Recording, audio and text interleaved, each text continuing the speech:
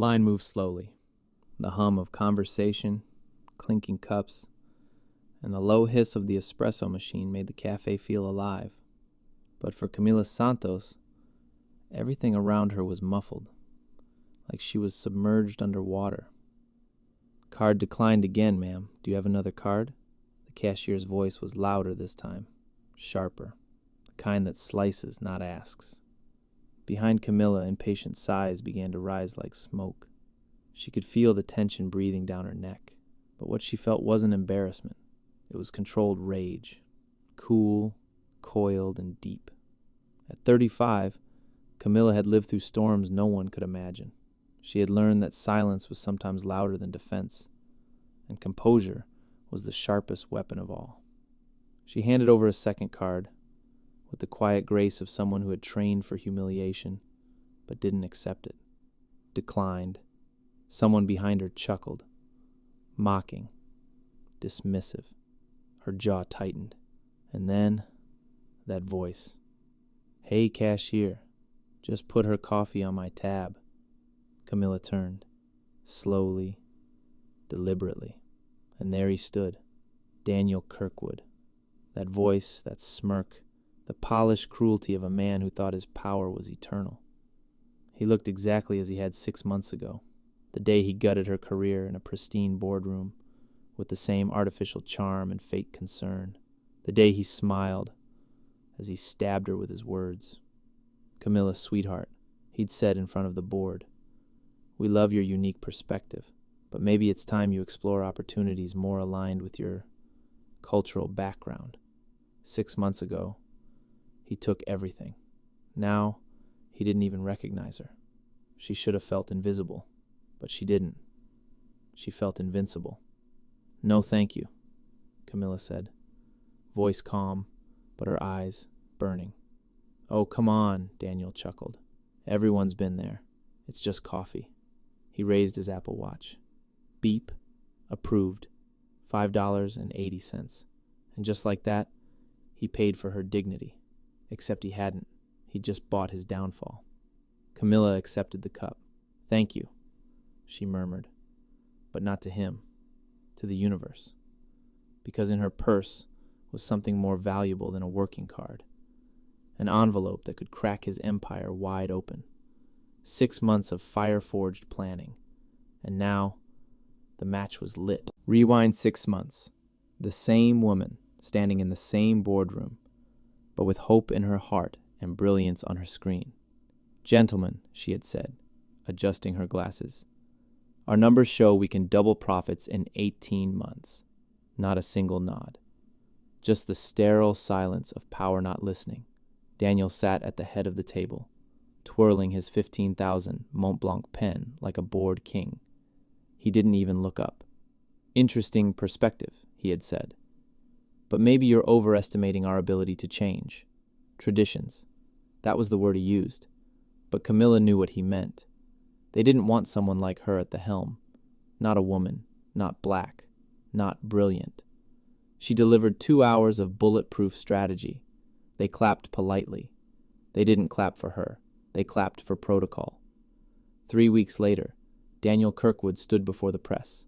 "A bold new strategy," he declared. Her strategy, word for word. He stole her mind and built a fortune on it. And when she dared to question it, he looked her in the eyes and said, "You're very intense. Maybe something less demanding would suit you. NGO work," as if her ideas belonged in donation boxes. That night, she packed her things. No goodbye, no thank you, not even a second glance. She disappeared from Kirkwood's world, but not from the game. Now she walked those same Manhattan streets with a cheap coffee and $1 million plan tucked in her bag. In that envelope, investor contracts. In her mind, names, emails, every insult burned into memory. On her phone, a message. Marcus Chun, Kirkwood's ex-IT director. Meeting confirmed. I brought a special gift. 5 years of Daniel's deleted emails. She didn't smile. Not yet. The smile would come when the curtain fell. Genesis Capital's first war room was small but sacred. The walls echoed with stories of those discarded, The table held more than laptops. It held revenge. "Watch this," Marcus said, tapping his keyboard. Screens came to life. Emails, contracts, proof. Too much diversity is affecting the traditional dynamic. Camilla is too assertive for her background. Her strategy is brilliant, but we can't let her take credit. Camilla sat still, like a storm in the eye of itself. "This is just the appetizer," she said. "Now show them the contracts. Fraud, fake diversity stats, illegal manipulation of federal bids." David Park, once Kirkwood's legal counsel, leaned back, stunned. "This could mean jail time." Camilla's voice was ice. "It will." She stood, walked to the window. The city pulsed beneath her. "Do you know Daniel's dumbest mistake yesterday?" she asked. They waited. She turned, her smile razor sharp. "He paid for my coffee." Gasps turned into knowing laughter, the kind born from pain. That $5.80 will cost him everything. The next afternoon, the boardroom shimmered with ego. Daniel stood proudly beside her, ready to showcase his genius. "This is Camila Santos," he said, puffed with pride. "An entrepreneur I helped just yesterday." Helped. He thought he'd helped her. Camilla connected her laptop and turned toward the room. "Thank you, Daniel. Let's begin." Slide 1.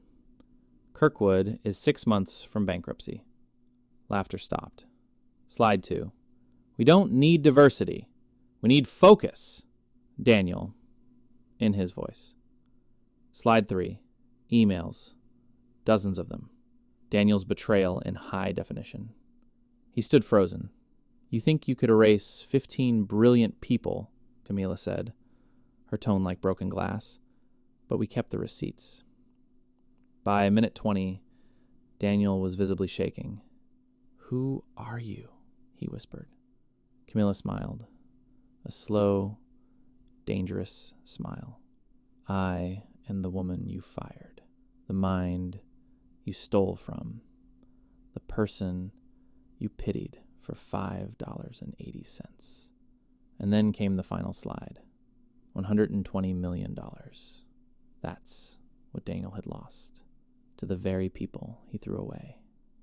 The journalists were still scribbling when Camilla closed her laptop. "Our goal wasn't to save Kirkwood," she said.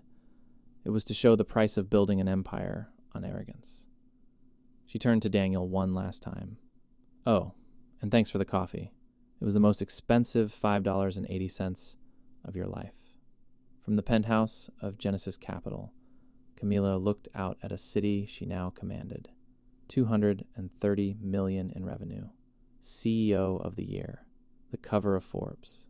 Across the river, Daniel Kirkwood stared into a cracked laptop screen in a rented apartment, typing, "Former CEO seeking entry-level opportunities in inclusive workspaces." He applied to Genesis.